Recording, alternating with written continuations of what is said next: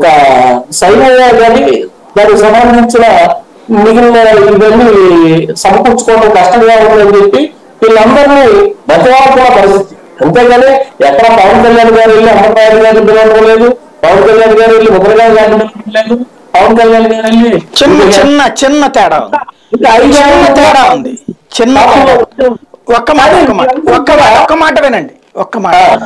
అంబటి రాయుడు గారు ఓపెన్ గా ట్విట్టర్ లోనే తను పోస్ట్ పెట్టారు.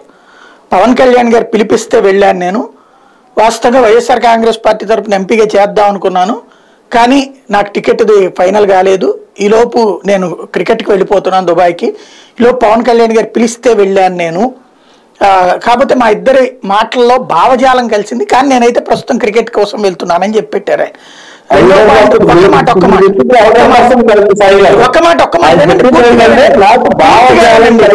పూర్తిగా వినండి. ఇప్పుడు రెండో పక్కన ముద్రగడ గారు వీళ్ళని పిలవలా, జనసేన తరపున ఒక టీం ముద్రగడ గారిని కలిసింది. అప్పుడు పవన్ కళ్యాణ్ గారు పిలవలేదంటారేంటి కాపుల నాయకుల్ని? ఆయన నాకు పూర్తిగా తెలుసు. ఎందుకంటే అమర్నాయుడు గారు వెళ్ళేటప్పుడు వాళ్ళ పెద్దవాడు గారు అమ్మటి లక్ష్మణరావు గారు మాజీ Allahabad high court chief justice, one of the founder, ఆయన లోక్సభ ఫౌండర్. అట్లాంటి ఆయన సలహా తీసుకుంటే ఇలాంటి పార్టీలు, ఇలాంటి సిద్ధాంతాలు ఉన్న పార్టీల్లో మనం ఉండకూడదు, ఇప్పుడు గెలిచినా ఓడినా కొద్ది సైద్ధాంతిక విలువ ఉన్న పార్టీలో ఉండాలి అని ఆయన ఎప్పుడు చెప్తూ ఉంటారు. అదే మాట నా ముందే ఆయన రాయుడు గారికి చెప్పడం జరిగింది. ఆయన రాయుడు గారు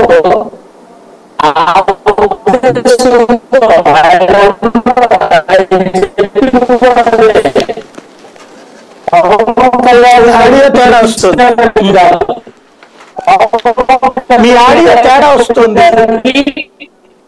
నాకు సిద్ధాంత పరంగా నాకు తెలిసి పవన్ ఓన్లీ ఆయన కలవడానికి, పార్టీలో చేరడానికి సుముఖత వ్యక్తం చేశారు. వెళ్ళి వాళ్ళ అక్కడ ఉన్న విలేజ్ కి సంబంధించిన లేదా ఆయనకు సంబంధించిన నాయకులు ఎవరైతే ఉన్నారో వాళ్ళందరినీ తీసుకుని వెళ్ళి జనసేన పార్టీ కార్యాలయానికి వెళ్ళారు. అది కూడా వీళ్ళందరూ జనసేనలో ఉన్న కార్యకర్తలు, నాయకులు, చిన్న నాయకులు వీళ్ళందరూ పిలిపిస్తే వాళ్ళ కోసం అని చెప్పి వెళ్ళారు. కానీ ఆయన పూర్తిగా దాంట్లో జాయిన్ అవుతారని, పోటీ చేస్తారని కూడా ఎక్కడా చెప్పలేదు.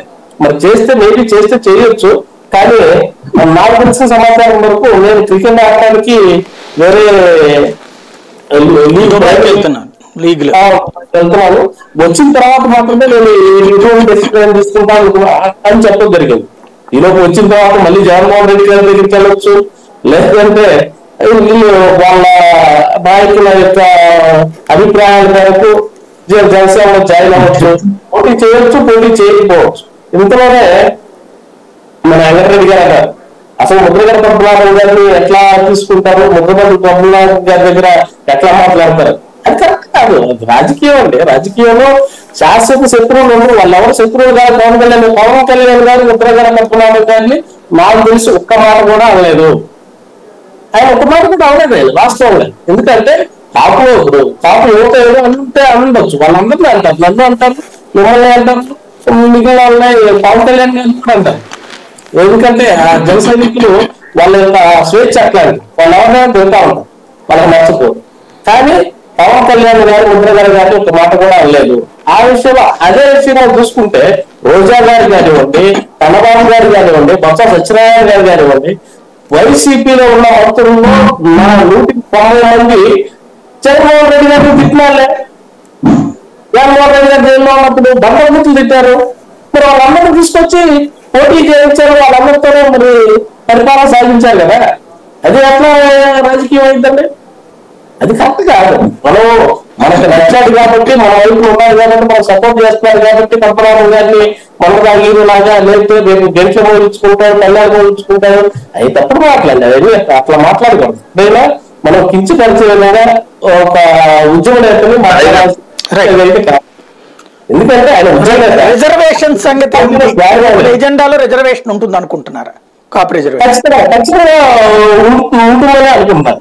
ఎందుకంటే ముద్రగడ లాంటి ఉద్యమ నేత ఎందులోకి వచ్చినప్పుడు ఖచ్చితంగా దానికి సంబంధించిన ఈ పెట్టకుండా అయితే ఆయన ఒప్పుకుంటారని నేను అనుకోవట్లేదు. ముద్రగడ గారు ఒప్పుకుంటారని చెప్పి నేను అనుకోవట్లేదు. అంటే దాని తెలుగుదేశం ఒప్పుకుంటుంది. ఎందుకంటే క్రిందసారి కాపు రిజర్వేషన్ అన్న పాయింటే తెలుగుదేశాన్ని దెబ్బతీసింది అంటారు, బీసీలు ఎదురు తిరిగారు అన్నటువంటి.